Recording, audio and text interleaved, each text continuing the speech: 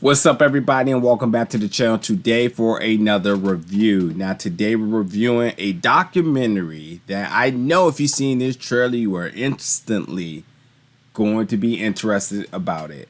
With all the success of Cobra Kai, season 3 was just nuts, and just that fan base from Karate Kid all the way up into Cobra Kai, pulling in multiple generations.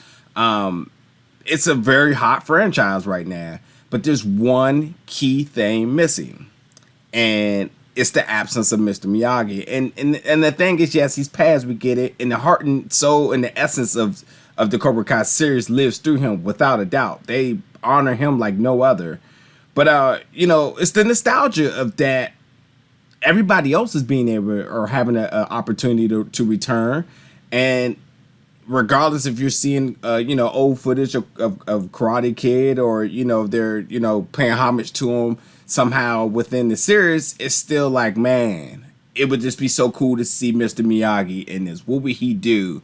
Because regardless, Mr. Miyagi is one of the most iconic characters of all time. But this documentary here, for me as a fan who only knew him as Mr. Miyagi, getting to know more about Pat Morita, this was a very interesting documentary. But yes, this documentary is more than Miyagi, the Pat Morita story. This is dropping February 5th digitally, all digital platforms.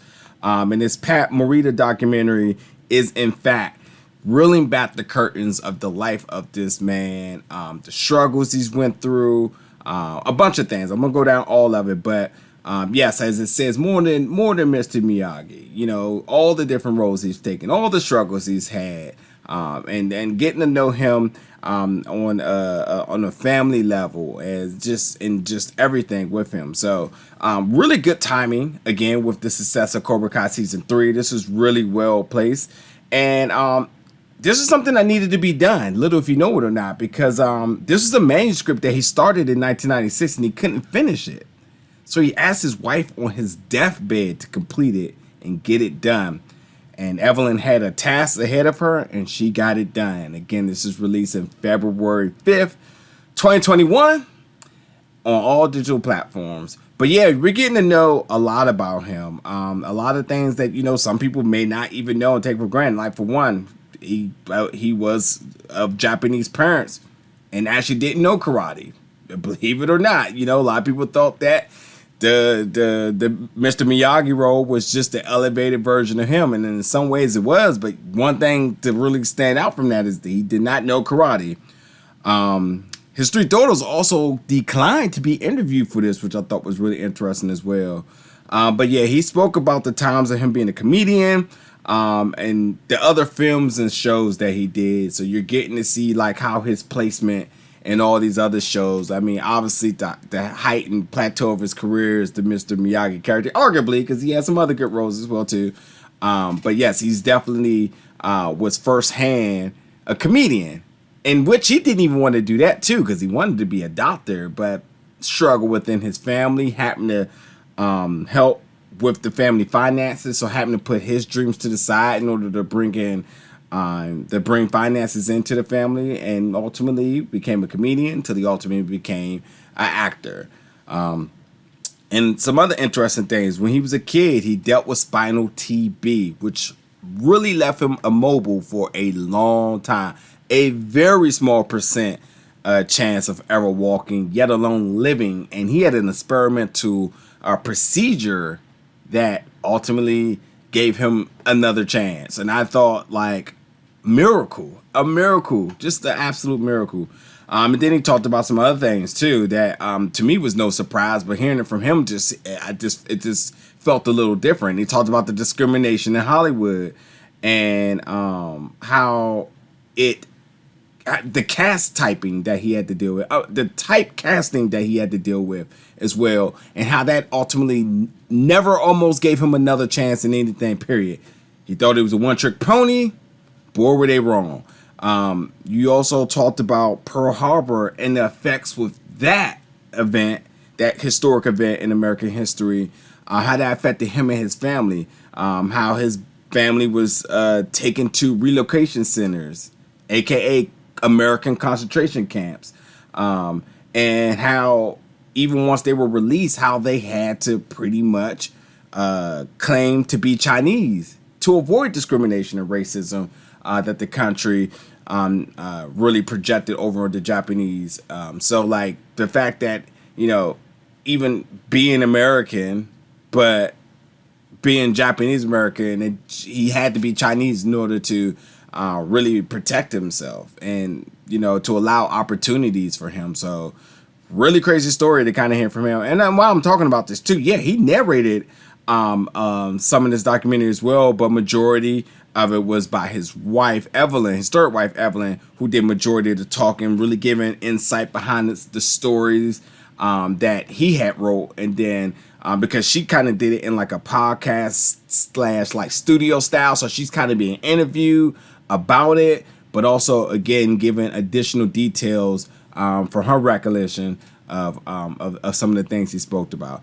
Not to mention there's interviews from everybody that he's touched. You obviously know that he got all of the Cobra Kai karate people, Ralph and Martin, and just they talked about working with him, what they meant to him, and just other funny and emotional stories that they were able to you know, within their time talk about as well.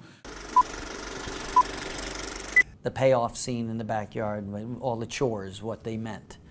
Show me wax on, wax off, and I'm like, wax on, wax off. He goes, wax on, wax off, wax on. And he slaps me on the arm. Look eye, always look eyes. He hits me on the head.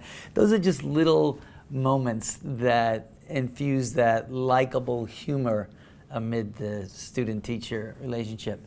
At the end of the scene, when Mr. Miyagi's drunk and it was truly my favorite transition in the entire film. Daniel puts Mr. Miyagi to bed and learns of his backstory about the telegram. There's a moment when I go to leave, and John Avildsen, this is credit to him, says, before you leave, turn and bow. And when I heard that, I was like, that's just perfection. But again, yeah, they use original footage and some sound bites, so you're definitely hearing Pat in this, seeing him.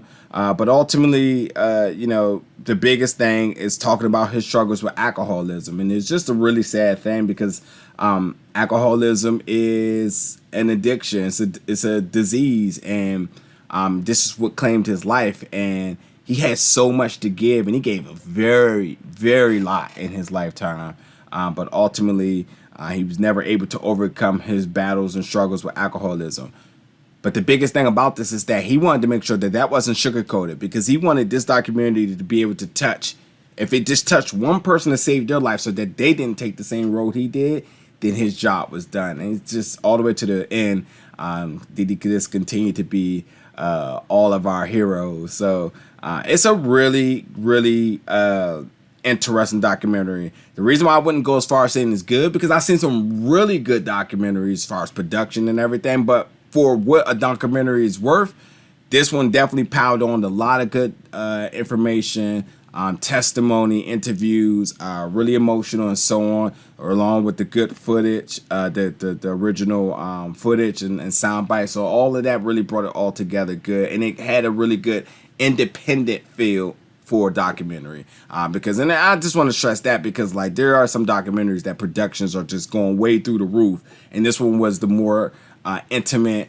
independent style of a documentary, and for that it was definitely good. Definitely watched this all the way through the credit scenes. There's some additional testimonies and stuff that goes on there, but overall, just, you know, if you're not a Mr. Miyagi fan or a Pat Morita fan, this is one that you definitely want to watch regardless. Learn about, you know, this guy Pat and how many people he's touching, his influence into society today. And really, if you're a fan of Cobra Kai, you'll see why that show feels the way it does, because it has a lot to do with him.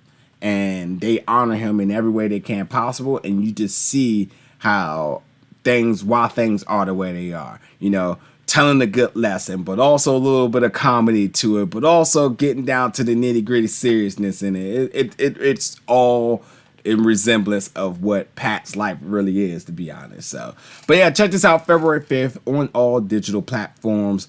As always, folks, let me know in the comments what you thought, and stay tuned for more reviews. Thank you for watching, folks.